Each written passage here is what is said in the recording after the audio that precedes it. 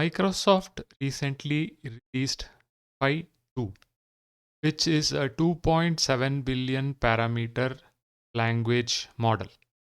And it has state-of-the-art performance among base language models with less than 13 billion parameters. On complex benchmark, Phi-2 matches or outperforms models up to 25x larger. Okay. So if you look at the Phi-2 benchmark details, you have Llama 2 70 billion parameters. On a particular benchmark like common sense reasoning, it has 69.2 score, whereas Phi-2 with just 2.7 billion parameters has 68.8. Right? If you look at the other scores, it is close, right? And on coding, if you look at it, it is even much better over here. Okay, 38.3 for 70 billion Llama 2, and for Phi-2 it is 53.7.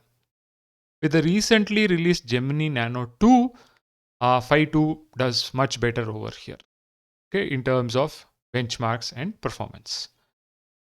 So I wanted to try using Phi-2 as a language model for retrieval augmented generation. Now, what is retrieval augmented generation? The idea over here is that you have your document. Okay, for example, I have this document which talks about a disease condition called fibromyalgia, right? It's a booklet. So I want to, query this document. Okay. So then what happens is that this document is ingested and is vectorized, and vectors are stored in a vector database. Okay. Now, when I send a query over here, like for example, in this document, if I send a query like what is fibromyalgia, I expect it to pull something from over here and give me an answer, right? What happens is that this query is converted to a vector, and from this database, vector matching is done to extract the relevant content. So the relevant content could be this thing, right? This paragraph. So this relevant content is extracted, and along with the prompt, okay, for this Microsoft Phi-2 in this example, this relevant data along with the query, what is fibromyalgia, is sent for the LLM to generate a response. So I expect that it will give me the answer of this form, right? That is the idea behind retrieval augmented generation. Okay. The best part is that Phi-2 is actually released on Hugging Face. It's a transformer model with 2.7 billion parameters, as I've mentioned before. So you can use it, okay? But only condition is that it is only for research purposes, and there is a Microsoft research license for it. Okay, so it's not for commercial purpose, but still you can use it. Okay, I just wanted to try it and see that how it compares to say a Zephyr 7 billion or a Mistral 7 billion. Okay, in a retrieval augmented setting, right? So here is the chatbot which I created. Okay, retrieval augmented chatbot, and let's go into the code. Okay, so what I'm doing over here is that I'm using a library called llamaindex for this particular retrieval augmented generation. So llamaindex has ways to index your document and store it in a local vector database. It then has, you can query over this index, and then you can do this retrieval augmented generation. So that is the idea over here. So for this, I need to, I'm using a GPU based instance in a Colab notebook. Okay. And I'm creating a folder called data over here, and I'm uploading this particular booklet because I want to retrieve from this particular booklet, right? And I install various libraries over here like llamaindex, PyPDF, because I'm reading from a PDF file. And then what I need to do is that I need to import from llamaindex, vector store index, simple directory reader, service context. Okay. And then from llamaindex LLMs, I import Hugging Face LLM because I want to use this LLM. Okay. Right. And then I create a simple directory reader. I pass this particular folder called data. So dot load data. So what happens over here is that it will read this PDF file. It will extract the text from the PDF file and store it in documents. That is the idea over here. Okay. Then what I do is that from llamaindex prompts, I create a simple input prompt. The input prompt is like this. You are a Q&A assistant. Your goal is to answer questions as accurately as possible based on the instructions and context provided. Okay. And then I create a query wrapper prompt whereby I have this user, this query string. Okay. This is the system string. The query string comes from the basically from the user. Okay. But and assistant. Okay. And then I instantiate a Hugging Face LLM over here. So here I instantiate the tokenizer and model as Microsoft Phi-2. Okay. And the various other prompts like system prompt, query wrapper prompt, this particular prompt. Over here, I instantiate the model. Okay. So basically, it downloads this 4.98 GB model. Okay. And it loads it into the memory over here. If you look at GPU, it's close to 9.3, GB of RAM is used over here. Okay. For this model. Okay.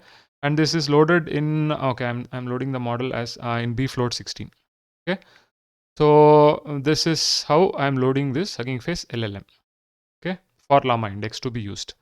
Next, what I need to do is that you need certain embeddings, right? Which can, convert this text present in this particular document into embeddings, and then we need to index. Okay. So for embeddings also, I am using custom embeddings. So I am using this particular embedding called BGE small. Okay, this is a good embedding. So this is available in Hugging Face. So this is what I am doing over here. I am creating an embed from llamaindex.embeddings. I am importing Hugging Face embeddings and I am creating an embedding model. Okay. Now I am creating a service context where I am specifying that, for this retrieval augmented generation, you should use this particular embedding model, which is the Hugging Face embedding. Okay, this particular BGE small model, and LLM is Microsoft Phi-2. Okay, that is what I'm specifying over here.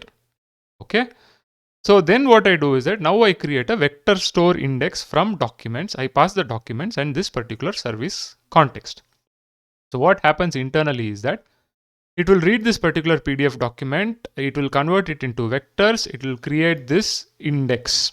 Okay, it will create, it will store that index into a vector database. Okay, now it knows that the LLM is this particular Microsoft Phi-2 LLM. So that is what happens over here when I create this vector store index from documents.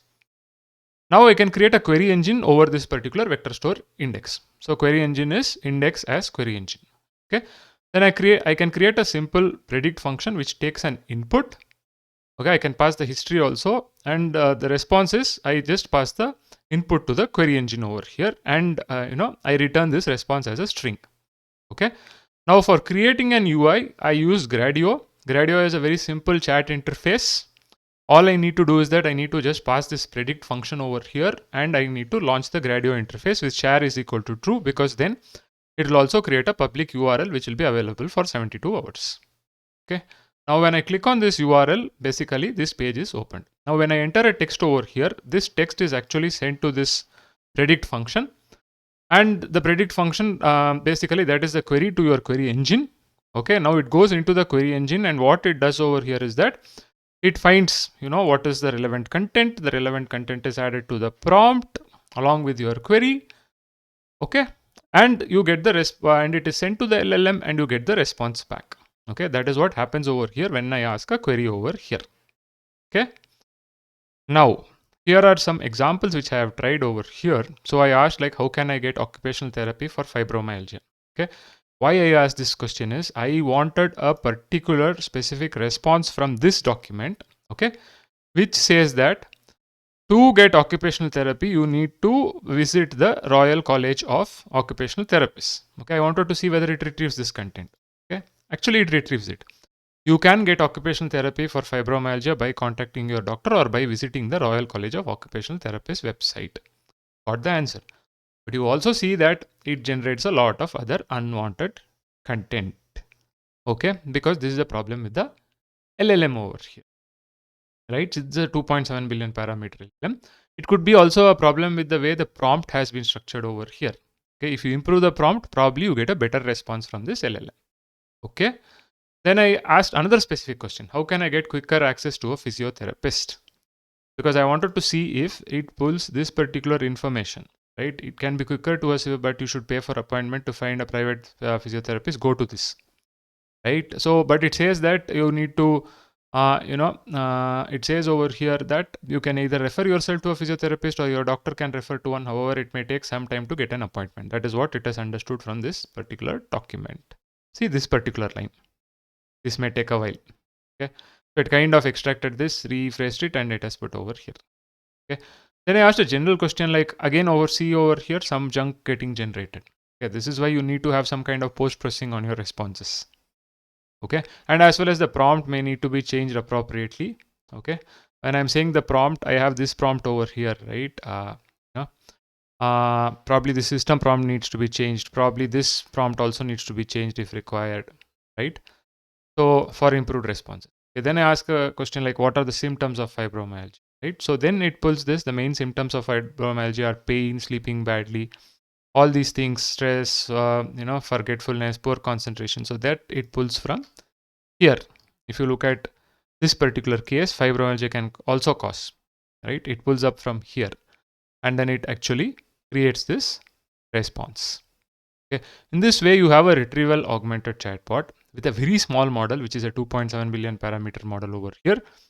Responses are kind of fine, but then you need to control how much tokens needs to be generated in your output, and the prompt maybe needs to be improved to get better responses. Okay. So this was about the retrieval augmented chatbot, and for other details on Microsoft Phi-2, you can look at this particular blog. I had previously made video on textbooks are all you need, the kind of training method by which they created high quality textbook like data to create Phi-1, which was their first model, right? Then they improved upon it and created Phi-2.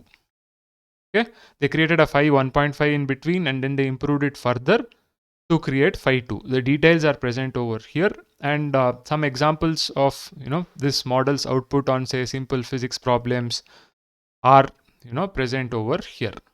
Okay, so you can look at this blog to get a better understanding of this thing. I'll also link in the video to textbooks all you need and Phi 1.5, the videos which I have created for these models as well.